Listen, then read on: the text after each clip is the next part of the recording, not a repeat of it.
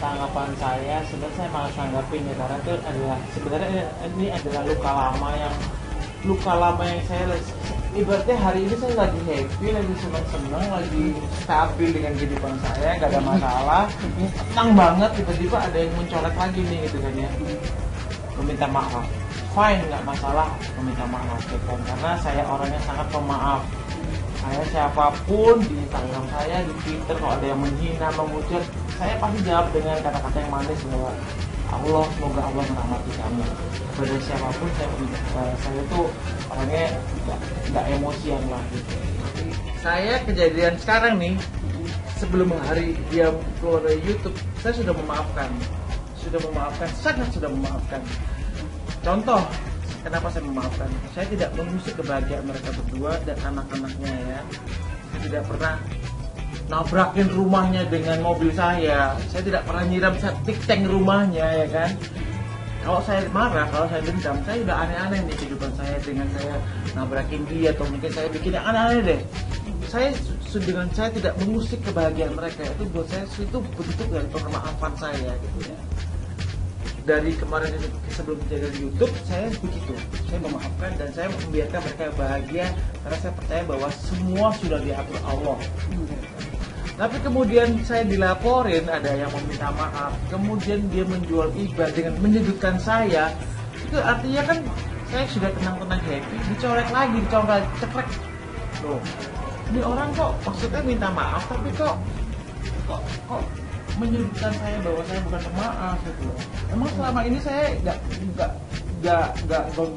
gugat mereka tuh bentuk dari bukan pemaafan saya gitu kan. Saya tidak gugat kebahagiaan mereka loh sama sekali kan. Nah, artinya saya udah memaafkan. Tapi untuk menjadi teman yang baik seperti dulu, ya itu nggak bisa, susah gitu loh. Itu proses, itu Allah kan menggerakkan. Ketika memang dia akan suatu saat dia memang satu frekuensi sama saya, sekufu, pasti akan ketemu lagi kok dengan alam yang merestui itu. Jadi saya nggak perlu harus khawatir dengan apapun.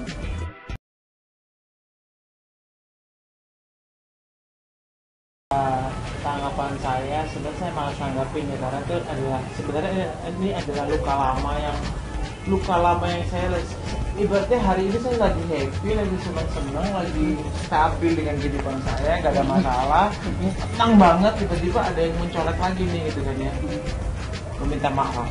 Fine, nggak masalah meminta maaf gitu kan, karena saya orangnya sangat pemaaf. Saya siapapun di Instagram saya, di Twitter, kalau ada yang menghina, memuji, saya pasti jawab dengan kata-kata yang manis bahwa Allah, semoga Allah merahmati kamu. Kepada siapapun saya tuh orangnya nggak emosian lah gitu. Saya kejadian sekarang nih, sebelum hari dia keluar dari YouTube, saya sudah memaafkan, sangat sudah memaafkan. Contoh, kenapa saya memaafkan? Saya tidak mengusik kebahagiaan mereka berdua dan anak-anaknya ya. Saya tidak pernah nabrakin rumahnya dengan mobil saya tidak pernah nyiram septic tank rumahnya ya kan. Kalau saya marah, kalau saya dendam, saya udah aneh-aneh nih kehidupan saya dengan saya nabrakin dia, atau mungkin saya bikin yang aneh-aneh deh.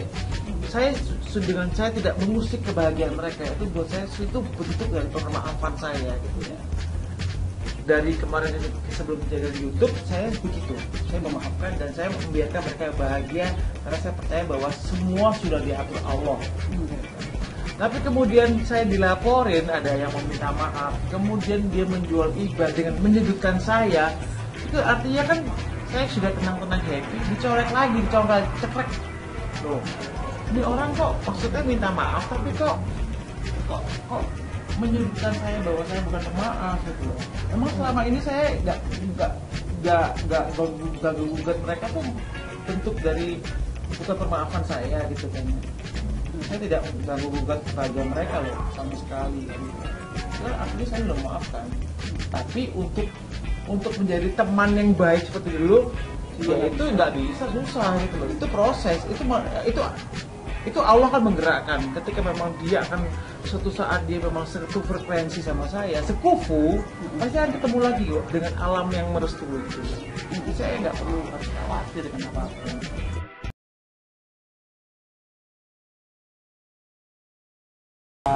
Tanggapan saya sebenarnya saya malas nanggapin ya, karena itu adalah sebenarnya ini adalah luka lama yang saya ibaratnya hari ini saya lagi happy, lagi senang, lagi stabil dengan kehidupan saya, gak ada masalah, tenang banget, tiba-tiba ada yang mencolek lagi nih gitu kan ya, meminta maaf. Fine, nggak masalah meminta maaf ya kan, karena saya orangnya sangat pemaaf.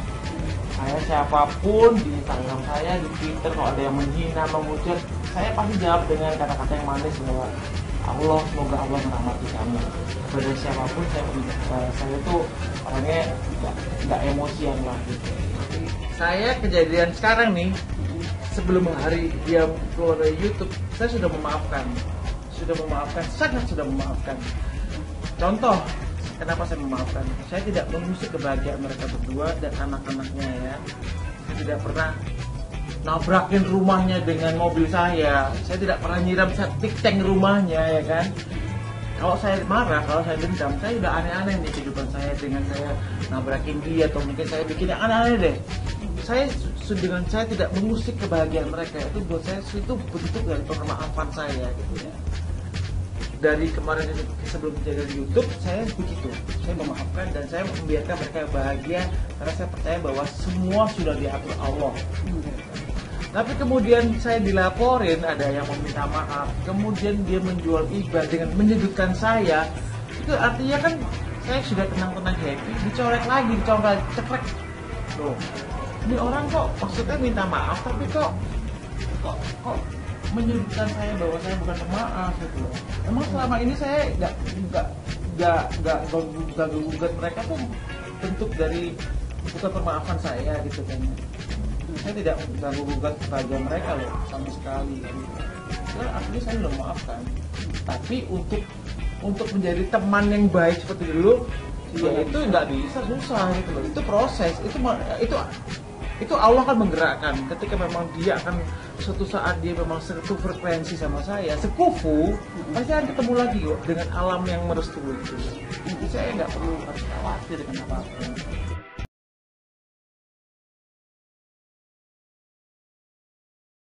Ahmad Dhani memang tak bisa menyembunyikan rasa kecewanya atas sikap Mulan Jamila istrinya yang mengumbar terbuka rahasia dapur rumah tangganya dengan alasan apapun. Apalagi diakui Dhani, video curahan hati Mulan tersebut di luar sepengetahuannya sebagai kepala keluarga. Tak ayal rumah tangga yang sudah mereka jalani selama 6 tahun pun kini dituding perpecahan. Apalagi tadi malam Dhani secara mengejutkan mengungkapkan rasa kecewa yang mendalam pada Mulan istrinya. Akankah kemarahan Dhani berujung perceraian? Hubungannya dari mana untuk kebaikan anak-anak? Malah El sama Al malah muak melihatnya. Aku bicara sekarang di sini atas dasar dari diri aku sendiri, tanpa ada suruhan orang, tanpa paksaan, atas dasar ketulusan, berniat baik untuk memperbaiki semuanya, memperbaiki perkembangan psikologis anak-anak. Itu omong-omong kosong, nggak ada sesuatu yang serius. Karena Mulan sendiri tahu bahwa saya nggak mungkin sama Maya. Maya sendiri tahu juga saya nggak mungkin sama Maya. Publik pun tahu juga saya nggak mungkin sama Maya. Hanya omong-omong kosong, omong-omongan warung kopi. Ditanggepin serius sama Dedi gitu loh. Bisa kalau minta maaf ya langsung, ketemu langsung ke rumah gitu, samperin ke rumah, minta maaf. Jadi nggak perlu lewat publik dan itu kan anggap apa ya menyodoki bunda gitu. Kalau bunda tahu belum tahu, jadi kayaknya udah tahu itu belum tahu komentar. Buat apa gitu minta maaf di media gitu. Cuma buat orang tahu kalau emang lu minta maaf. Dan itu juga katanya bilang bunda katanya nggak maaf. Padahal bunda kan udah maafin pertama kali. Seperti diakui Dhani semalam, 6 tahun menjalani rumah tangga dengan Mulan, Dhani kerap menelan lidah dalam-dalam. Pasalnya, Mulan istrinya tersebut tak pernah menggubris tuannya agar menjauhi aktivitas di jejaring sosial. Mencuatnya video curhatan Mulan di situs video berbagi membuat Dhani marah. Apalagi dalam video curhatan tersebut, Mulan mengaku mengalami tekanan batin selama 6 tahun menjalani hidup rumah tangga bersama Dhani. Saya sih nggak kecewa ya. Kalau memang itu dianggap langkah yang terbaik buat dia, ya kan. Kalau menurut saya sih ini bukan langkah terbaik, ini langkah saya nggak tahu. Pokoknya saya nggak pernah mengizinkan aja. Dari dulu saya tidak pernah suka punya istri main sosmed, apalagi sekarang main YouTube. Gila lagi. Tak hanya Mulan yang tersengat kemarahan Ahmad Dhani, hubungan persahabatan Ahmad Dhani dengan Master Deddy Corbuzier juga terancam bubar. Dhani menuding sahabatnya tersebut telah melakukan hipnotis agar membocorkan rahasia kehidupan pribadinya secara tidak sadar. Tak hanya itu, bos Republik Cinta Manajemen itu juga menuding Deddy memiliki motif bisnis di balik ini semua. Ya saya sih ngerasa nggak punya kesalahan ya sama Deddy Corbuzier ya. Kalau Deddy yang punya masalah ya dia bisa hubungi saya kan. Ya mungkin juga hipnotis, bukan hipnotis ya, hipnoterapi. Mungkin ya, mungkin loh. Itu orang aja bilang gitu. Saya nggak percaya hal-hal gaib. Sebenarnya keributan udah lama. Saya hanya kebetulan dipercaya sama Mulan untuk mewawancarai dia. Kalau ditanya tujuannya apa, tujuannya tiap ada keributan, kalau bisa kita jadikan baik nggak ada masalah. Udah lama banget, mau sampai kapan sih? Mudah-mudahan bisa rukun semuanya gitu, lebih baik rukun lah.